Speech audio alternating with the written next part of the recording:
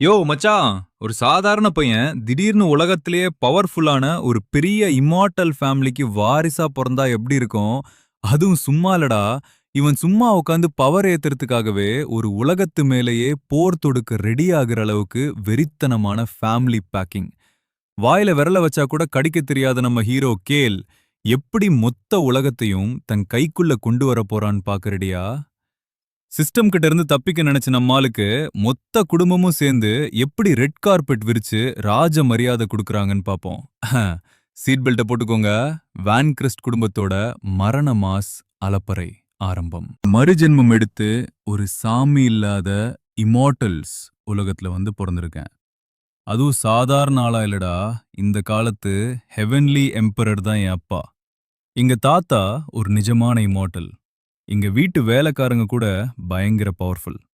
இப்படிப்பட்ட ஒரு பெரிய கெத்தான குடும்பத்துல பொறந்தப்புறம் நான் ஜாலியா கால மேல கால் போட்டுட்டு லைஃப் ஃபுல்லா என்ஜாய் பண்ணிருக்கலாம். ஆனா என் விதி அப்படி இல்லையே. என் இஷ்டத்துக்கு மாறா திடீர்னு எனக்குள்ள எரன் சிஸ்டம் அப்படிங்கிற ஒரு பவர் ஆக்டிவேட் ஆயிடுச்சு. அந்த சிஸ்டம் என்னைய இன்னொரு உலகத்துக்கு போய் அங்க நடக்கிற ஒரு டார்க் அப்ரைசிங் முடிவுக்கு கொண்டு வர சொல்லுது. ஏன்டா நான் யாரு? என் பேக்ரவுண்ட் என்னன்னு ஒண்ணு தெரியுமா? சிஸ்டம் என்கிட்ட வேலை வாங்க பாக்குது. அதான் நான் ஒரு மாஸ்டர் பிளான் பண்ணி அந்த இன்னொரு உலகத்தோட லொகேஷன், கோஆர்டினேட்ஸ் அப்படியே தூக்கி என் குடும்பத்துக்கிட்ட குடுத்துட்டேன். என் அப்பாவான ஹெவன்லி எம்பரரே நேர்ல ஆர்மி கூட்டிக்கிட்டு அந்த உலகத்துக்கு சண்டைக்கு கிளம்பிட்டாரு. அங்க போய் அசால்ட்டா அந்த லோக்கல் டாக் சவுடன் கதையை முடிச்சு அப்ரைசிங்கையும் க்ளோஸ் பண்ணிட்டாரு. மிஷன் முடிஞ்சதும் நான் மனசுக்குள்ள சிரிச்சுக்கிட்டே சிஸ்டம் கிட்ட சொன்னேன். பின்னணியில இவ்ளோ பெரிய சப்போர்ட் வச்சுக்கிட்டு யூஸ் பண்ணாம இருந்தா நான் தான் லூசு. இப்போ ஹால் ஆஃப் சாவரன்ஸ்ல நின்னுக்கிட்டு நல்ல மூச்ச இழுத்து விட்டுட்டு எங்க அப்பா கிட்ட போனேன். அப்பா, உன்கிட்ட ஒரு சூப்பர் நியூஸ் சொல்லணும் அப்படின்னு. ஆல்ட்ரிக் புடுவத்தை தூக்கி, என்னடா அது சூப்பர் நியூஸ், சொல்லு கேப்போம் அப்படின்னாரு. நான் பக்கத்துல போய் வாய்ஸ கம்மி பண்ணி, ஆனா அந்த எக்ஸைட்மெண்ட் குறையாம சொன்னேன். அப்பா, இப்ப நான் மெடிடேஷன்ல இருக்கும்போது இன்னைக்கு நடக்கிற என் வயசு வந்த சடங்கு காரணமா கூட இருக்கலாம், என் பிளட் லைன் பவர் திடீர்னு நெக்ஸ்ட் லெவலுக்கு போயிருச்சு. அப்போ என் சோல் வழியா ஏதோ ஒரு புது உலகத்த என்னால லைட்டா ஃபீல் பண்ண முடிஞ்சுது. நான் சொன்னதுல பாதி உண்மை, பாதி பொய். அந்த சிஸ்டம் நிஜமாவே என் சோலுக்குள்ள தான் இருக்கு. சோ அப்படி சொன்னது தப்பில்ல. புது உலகத்த ஃபீல் பண்ணியா? ஆல்ட்ரிக் கண்ணு உடனே மாறிடுச்சு. அவரு 19வது ரெம் ஹெவன்லி எம்பரர் பாஸ். 18வது ரெம் சாவரின்ஸுக்கும் மேல இருக்கிறவரு. சோ நான் சொன்ன வார்த்தையோட வெயிட் அவருக்கு நல்லா தெரியும். இந்த பிரபஞ்சத்துல எக்கச்சக்க உலகங்கள் இருக்கு. ஒரு இம்மார்ட்டல் ஃபேமிலிக்கு மத்த உலகங்களை புடிச்சு அங்க இருக்கிற ரிசோர்ஸஸையும் அந்த உலகத்தோட மெயின் பவரையும் தூக்குறது தான் அவங்க குடும்பத்தை இன்னும் பவர்ஃபுல் ஆக்கிறதுக்கான மெயின் மேட்டர். கடைசியா நாங்க ஒரு புது உலகத்தை புடிச்சது பல 10,000 வருஷங்களுக்கு முன்னாடி. அப்போ ஒரு பெரிய பெரியவர் அவரோட முழு பவரையும் போட்டு கஷ்டப்பட்டு ஒரு சின்ன அழியப் போற உலகத்தோட லொகேஷனை கண்டுபிடிச்சாரு. அதுக்கே எங்க குடும்பத்துக்கு செம்ம லாபம். இப்போ அவரோட சொந்த மகனே ஒரு புது உலகத்தை பத்தி சொல்றான். ஆல்ட்ரிக்கே ஒரு நிமிஷம் ஷாக் ஆகி மூச்சு வாங்கினாரு. ஆனா அவர் சும்மாவா இந்த காலத்தோட எம்பரர் ஆச்சே. உடனே மைண்ட காம் பண்ணிக்கிட்டு, கேல், இது சாதாரண விஷயம் இல்ல. மெடிடேஷன் பண்ணும்போது வந்த ஏதோ ஒரு பிரம்மை இல்லையே, கன்ஃபார்மா அப்படின்னு கேட்டாரு. அப்பா, ஃபர்ஸ்ட் நானும் அப்படிதான் நினைச்சேன். ஆனா அந்த ஃபீலிங் செம்ம கிறிஸ்டல் கிளியரா இருந்ததுப்பா. அந்த உலகம் எங்க இருக்கு, அங்க என்ன நிலவரம்னு கூட என்னால லைட்டா கெஸ் பண்ண முடியுது. அப்படியா? சொல்லு, அங்க என்ன நிலவரம்? எனக்கு தோன்ற வரைக்கும் அந்த உலகம் கற்பனைக்கு எட்டாத அளவுக்கு பயங்கர ரிச்சா இருக்கு. ஆனா அப்படின்னு டக்குன்னு டோன மாத்தி சீரியஸ் ஆகி சொன்னேன். அங்க இப்போ ஒரு பெரிய ஆபத்து போயிட்டு இருக்கு. ஏதோ ஒரு மாஸ் பவர்ஃபுல் வில்லன் அவனோட சுயநலத்துக்காக அங்க இருக்கிற எல்லாரையும் கொன்னு கூச்சிட்டு இருக்கான். அந்த உலகமே அழியிற ஸ்டேஜ்ல இருக்குப்பா. நான் சொன்னதை கேட்டு ஆல்ட்ரிக் அப்படியே சைலண்ட் ஆயிட்டாரு. அவரோட கண்ணுல ஏகப்பட்ட பிளான் ஓடுச்சு. செம்ம ரிச்சான உலகம், உள்ளுக்குள்ள சண்டை நடக்குது, லொகேஷனும் கையில இருக்கு. இது மூணும் ஒன்னா சேர்ந்தா என்ன நடக்கும்னு அவருக்கு நல்லா தெரியும். இது ஒரு மெகா ஜாக்பேட்.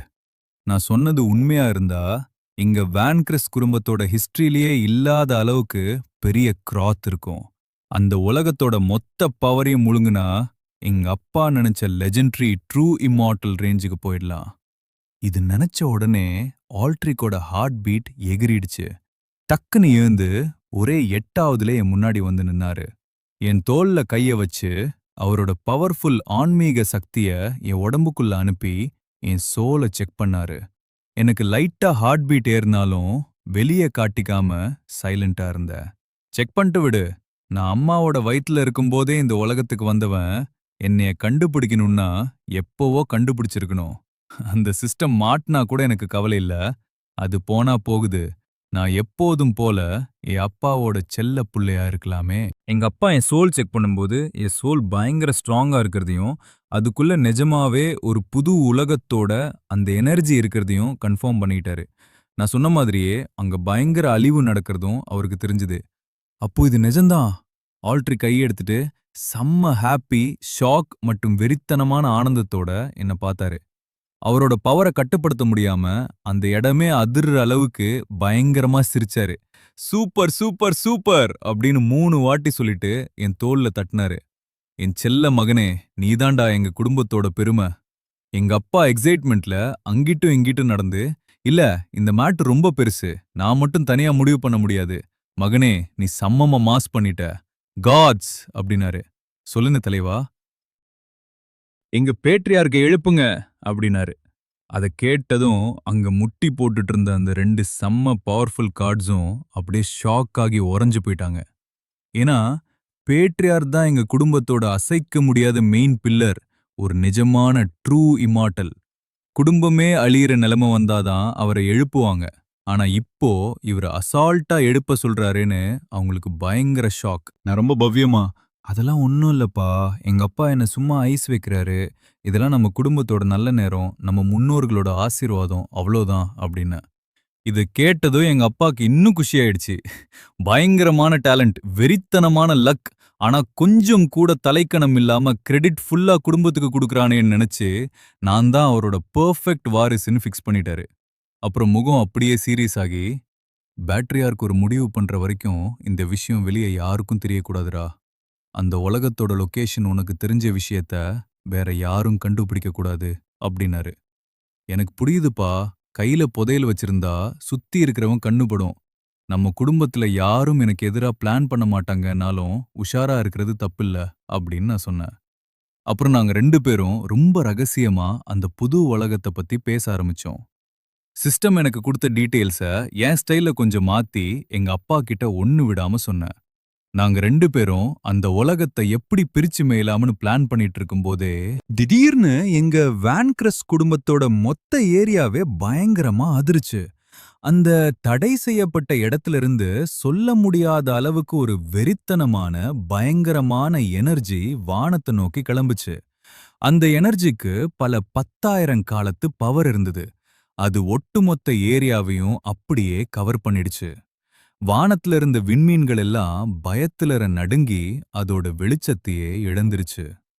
இந்த பிரபஞ்சத்துல இருக்கிற மத்த பெரிய பெரிய ஆளுங்க எல்லாரும் பயத்துல கண்ண முழிச்சு, என்னடா இது, நிஜமான ஒரு இம்மாடலோட பவரா இருக்கே, பேட்ரியாக் நிஜமாவே முழிச்சுக்கிட்டாரா, அப்படி என்னதான் ஆச்சு அங்க அப்படின்னு ஷாக்காய் அந்த பக்கமா பார்த்தாங்க.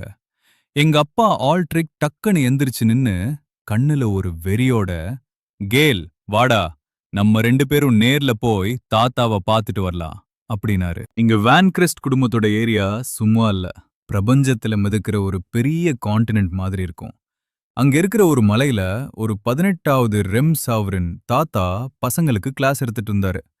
இந்த எனர்ஜியை ஃபீல் பண்ணதும் அவரோட டீ கப் கையில இருந்து நழுவி கீழே விழுந்து நொறுங்கிடுச்சு. அவர் அப்படியே நடுங்கிட்டு, பேட்ரியார்க் முழிச்சுக்கிட்டாரு அப்படின்னு சொல்லி உடனே தரையில விழுந்து கும்பிட ஆரம்பிச்சிட்டாரு.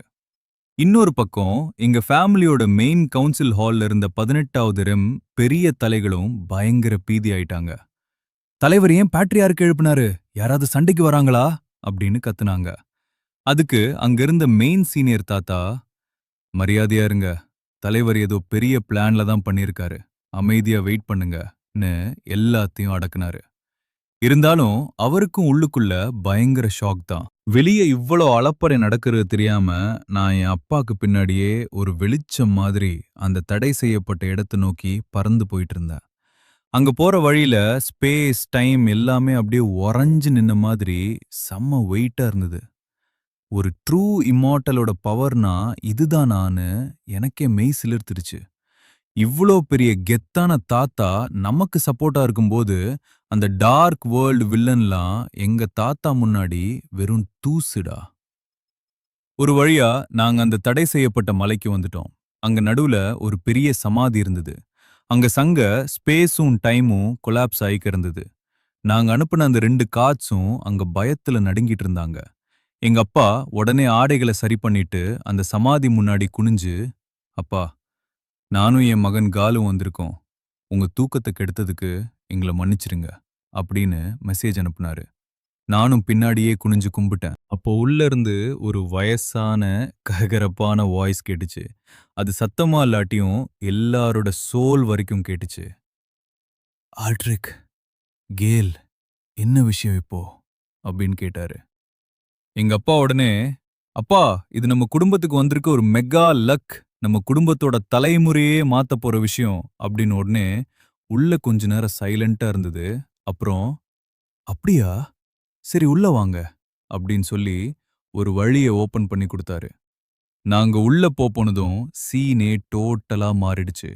சமாதிக்குள்ள ஒரு பெரிய பிரபஞ்சமே மிதந்துட்டு இருந்தது. நடுவுல ஒரு வெண்கல சவப்பெட்டி மிதந்தது. அதுக்குள்ள இருந்து ஒரு எலுமிச்சம்பழம் சைஸ்ல இருக்கிற மெலிஞ்ச தாத்தா மெல்லமா எந்திரிச்சு உட்கார்ந்தாரு.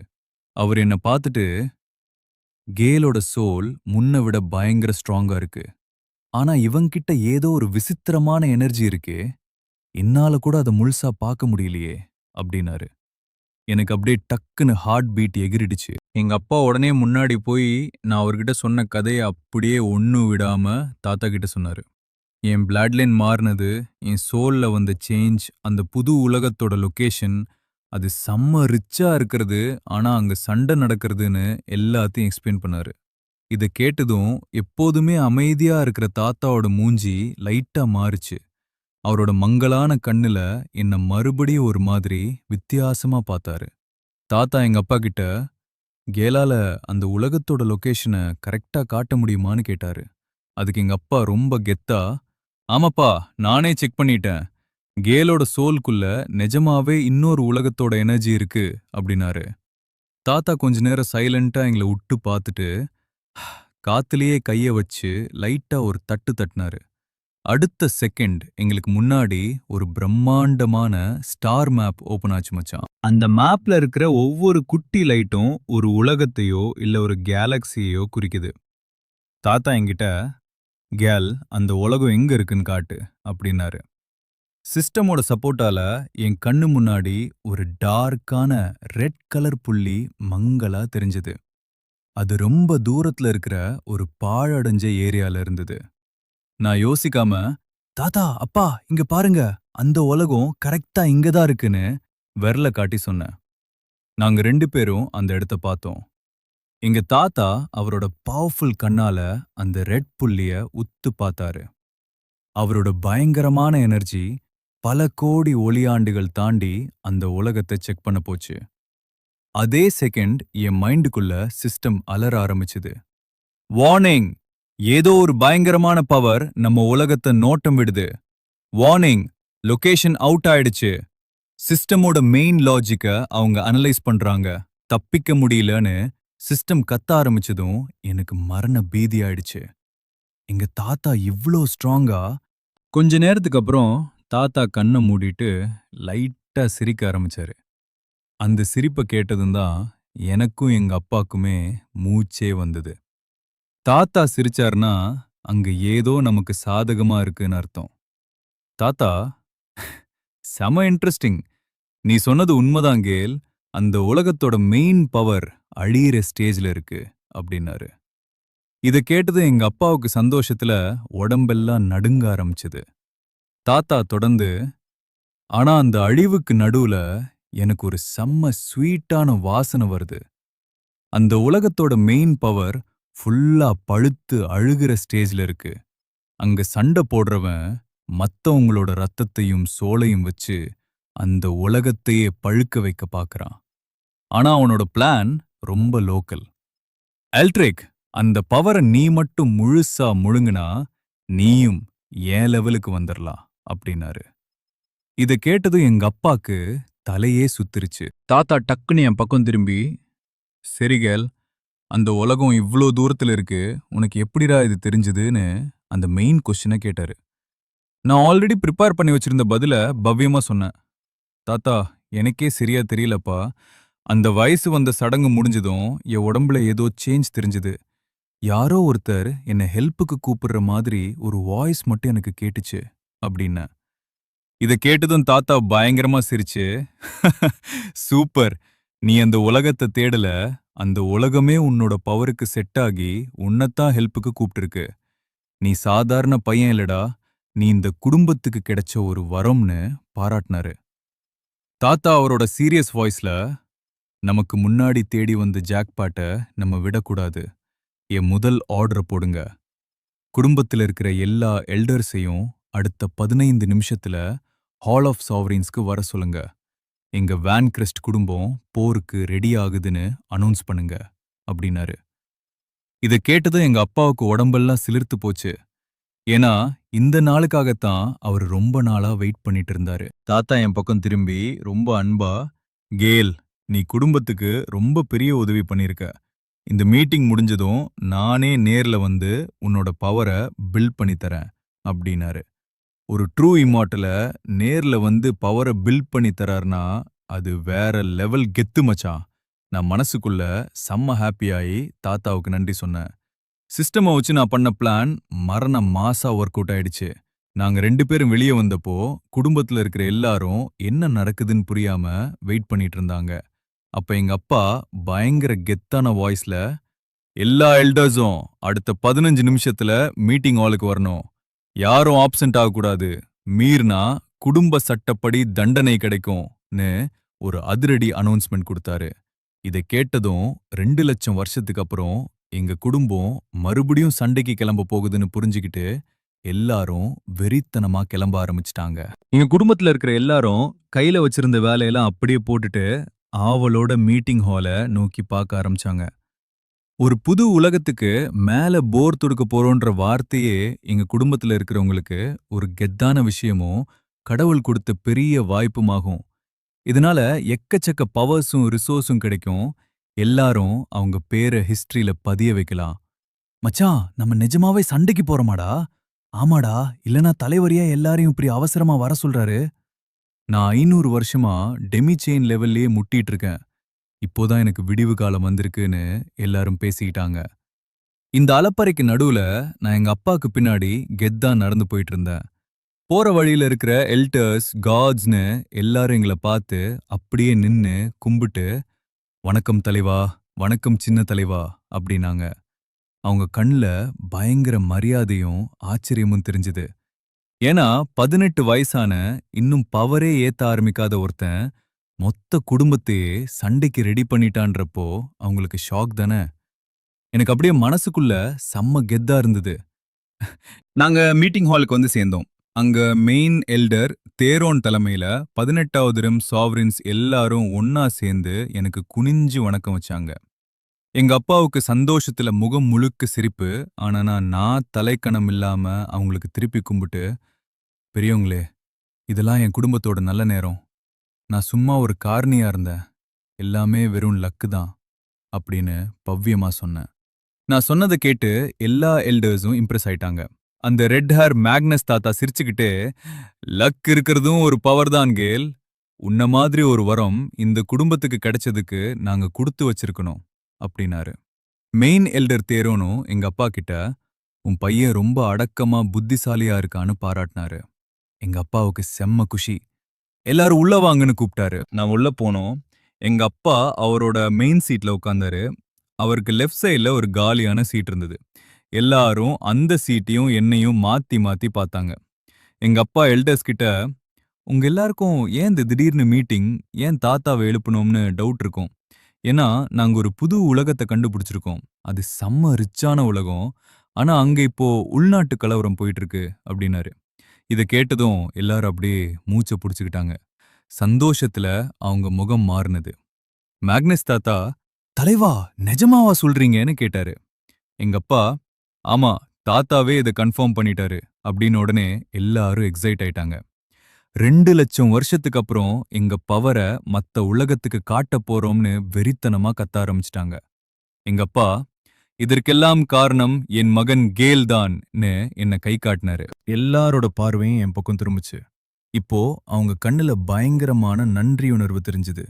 எங்க அப்பா என் பக்கம் திரும்பி, கேல், இங்க வந்து என் பக்கத்துல இருக்க சீட்ல உட்காரு அப்படின்னாரு.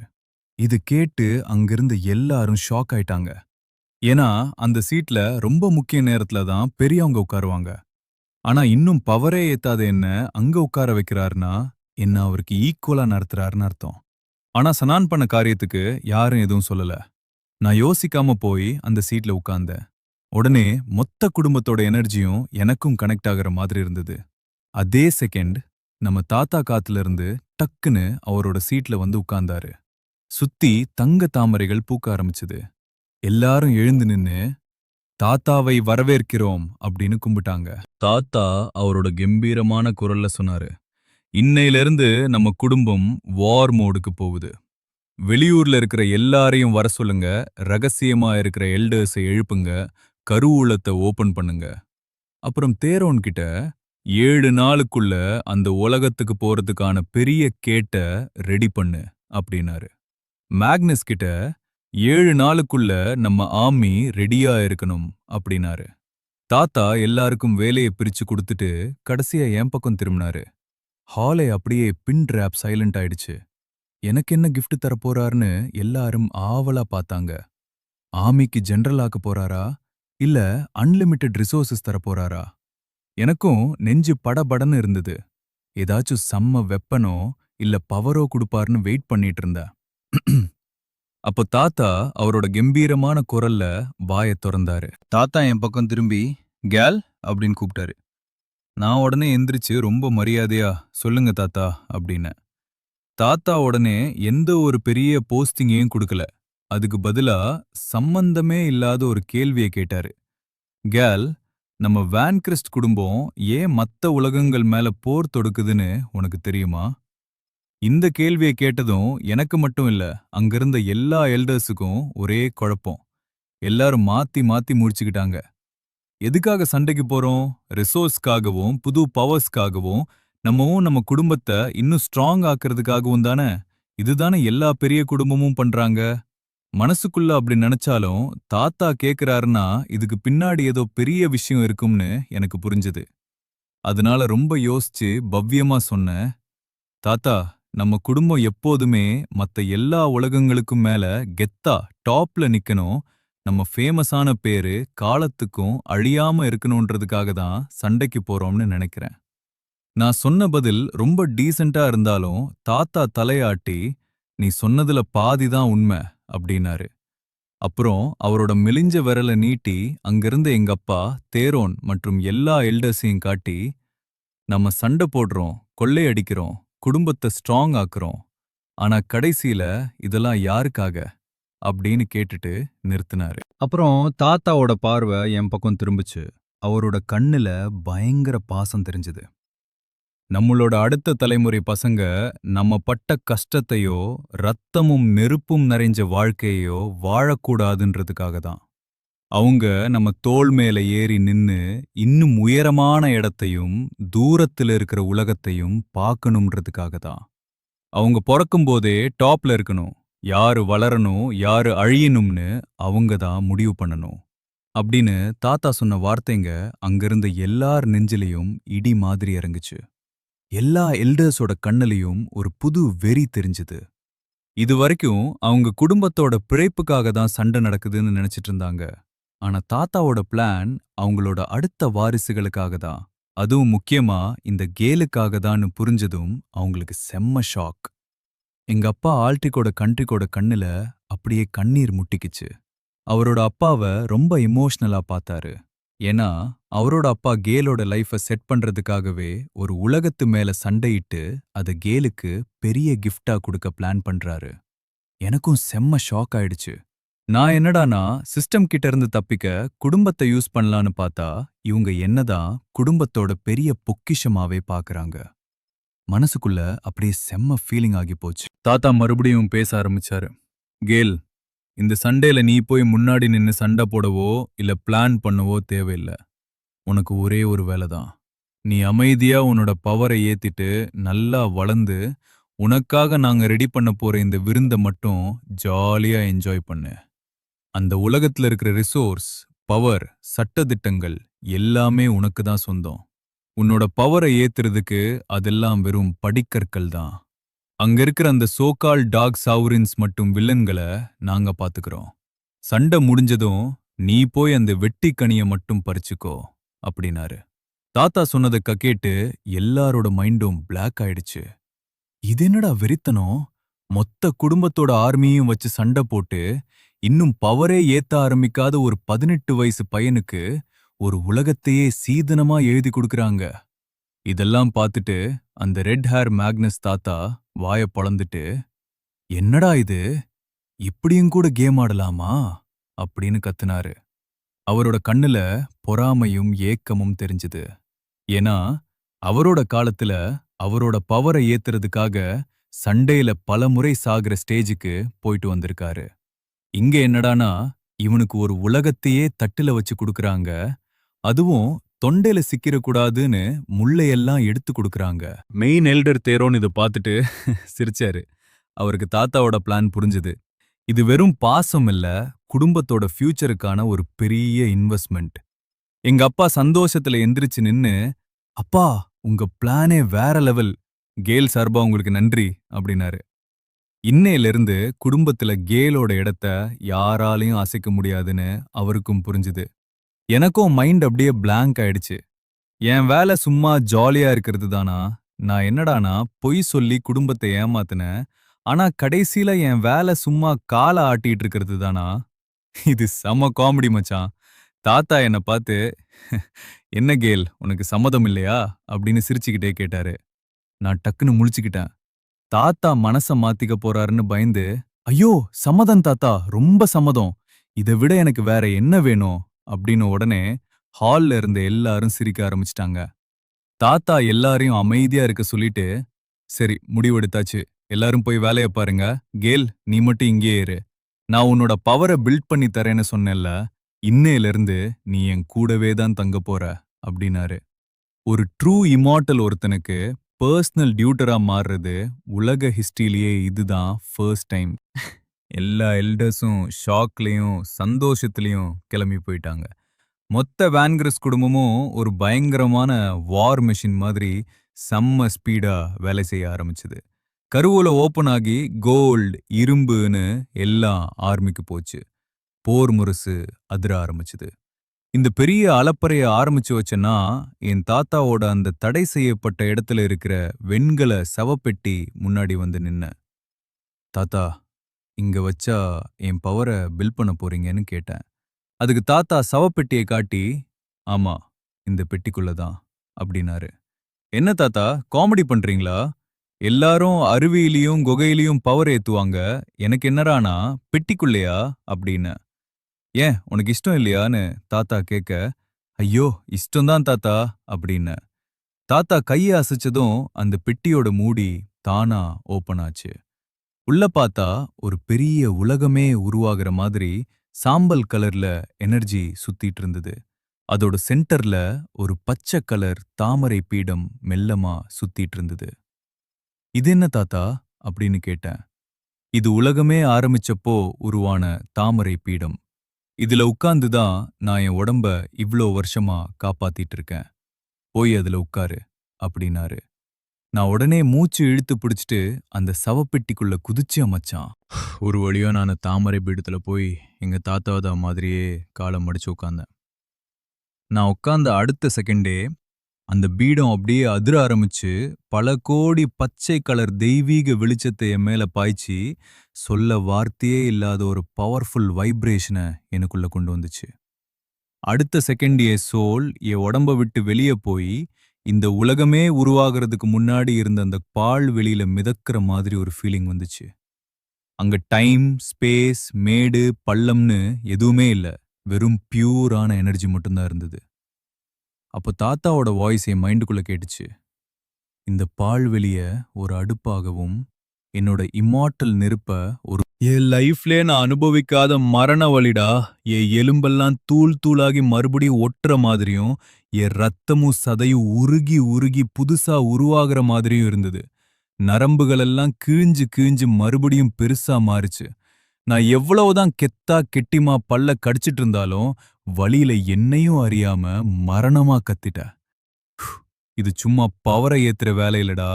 என்னை அப்படியே கூழாக்கிட்டு புதுசா ஒரு மனுஷனா செய்யற வேலை. தாத்தா என் மைண்ட்ல, பொறுத்துக்கோ கேர்ள், சண்டை போடுறதும் பவர் ஏத்துறதும் சாதாரண விஷயம் இல்ல. இந்த வலிய கூட உன்னால தாங்க முடியலன்னா நீ எப்படி பெரிய ஆளாவே அப்படின்னு சுத்தியலால் அடிக்கிற மாதிரி சொன்னாரு. நான் என் நாக்கு நுனிய நல்லா கடிச்சுக்கிட்டு மைண்ட தெளிவா வச்சுக்கிட்டேன். தாத்தா சொல்லிட்டு காத்துல விரலால ஒரு தட்டு தட்டினாரு. உடனே 7 கலர்ல எரியற ஒரு பயங்கரமான இம்மாடல் நெருப்பு அந்த சவப்பெட்டிக்குள்ள வந்து விழுந்து மொத்த இடத்தையுமே ஒரு நெருப்பு கடலா மாத்தி என்னையும் அந்த பீடத்தையும் சேர்த்து முழுங்குச்சு. அந்த நெருப்புல என் உடம்புல இருந்த அசுத்தங்கள் எல்லாமே கொஞ்சம் கொஞ்சமா எரிஞ்சு சாம்பலாச்சு. என் ரத்தம் சாதாரண சிகப்பு கலர்ல இருந்து தங்கம் கலருக்கு மாற ஆரம்பிச்சுது. ஒவ்வொரு சொட்டு ரத்தமும் ஒரு ஸ்டாரோட பவரை வச்சிருக்க மாதிரி இருந்தது. அப்புறம் என் அடி வயித்துல ஒரு பெரிய சுழல் உருவாக ஆரம்பிச்சுது. பவர் ஏத்துறதுல ஃபர்ஸ்ட் லெவல் என்னன்னா, உடம்புல இருக்கிற ரத்தத்தை பியூர் ஆக்கி எனர்ஜியை சேர்க்கறது தான். சாதாரண ஒருத்தன் சில 1000 எனர்ஜியை தான் சேர்ப்பான். ரொம்ப டேலண்டான பசங்க அதிகபட்சமா 10,000 வரைக்கும் சேர்ப்பாங்க. ஆனா ஹிஸ்டரியிலேயே இதோட மேக்ஸிமம் லிமிட் 1,08,000 தானா. ஆனா இன்னைக்கு ஏன் மூலமா அந்த லிமிட் உடைய போகுது. என் அடி வயித்துல இருந்த சுழல்ல தங்கம் கலர் எனர்ஜி குவிய ஆரம்பிச்சுது. 10,000, 30,000, 50,000, கடைசியில 1,08,000 என்ற அந்த ஹிஸ்டரி லிமிட்டை தொட்டதும் மொத்த இடமுமே அதிர்ச்சு. 10,000 சட்டதிட்டங்களும் சத்தம் போட்டு இந்த மேஜிக்க கொண்டாடுச்சு. ஆனா அதோட முடியல மச்சான். அந்த சுழல் இன்னும் வேகமா சுத்தி 11,00,000, 150,00,000, 200,00,000ன்னு எனர்ஜி ஏறிக்கிட்டே போச்சு. இத பார்த்த எங்க தாத்தாவோட முகம் அப்படியே ஷாக் ஆகி போச்சு. என்னடா இது? இவன் என்ன மனுஷனா இல்ல அரக்கனா அப்படின்னு நினைச்சாரு. தாத்தாவால சந்தோஷத்தை தாங்க முடியல. வானத்தை பார்த்து பயங்கரமா சிரிச்சாரு. இவன் நிஜமாவே நம்ம குடும்பத்தோட வரம்டா. சரி, இன்னைக்கு உனக்கு இன்னும் கொஞ்சம் சப்போர்ட் பண்றேன் அப்படின்னு சொல்லிட்டு அவரோட வாயிலிருந்து ஒரு சொட்டு ரத்தத்தை துப்புனாரு. அது சாதாரண ரத்தம் இல்லடா. ஒரு ட்ரூ இம்மார்ட்டலோட ஒட்டுமொத்த பவரோட எனர்ஜி. அந்த ஒரு சொட்டு ரத்தம் என் நெத்திக்கு நடுவுல வந்து இறங்குனதும் என் உடம்புல ஒரு ஆட்டம் பாம் வெடிச்ச மாதிரி பயங்கர வெளிச்சம் வந்துச்சு. என் அடி வயித்துல இருந்த எனர்ஜி 3,00,000, 5,00,000, 8,00,000ன்னு ஏறி கடைசியில 10,00,000 தொட்டு நின்னுச்சு. அந்த 10,00,000 எனர்ஜியும் ஒன்னா சேர்ந்து என் அடி வயித்துல தங்கம் கலர்ல என்னைய மாதிரியே ஒரு குட்டி உருவமா மாறி உட்கார்ந்துச்சு. பவர் ஏத்துறதுல ஃபர்ஸ்ட் லெவல்லயே 10,00,000 எனர்ஜிய சேர்த்து இந்த மாதிரி ஒரு உருவத்தை உருவாக்குனது உலக ஹிஸ்டரியிலேயே இதுதான் ஃபர்ஸ்ட் டைம்.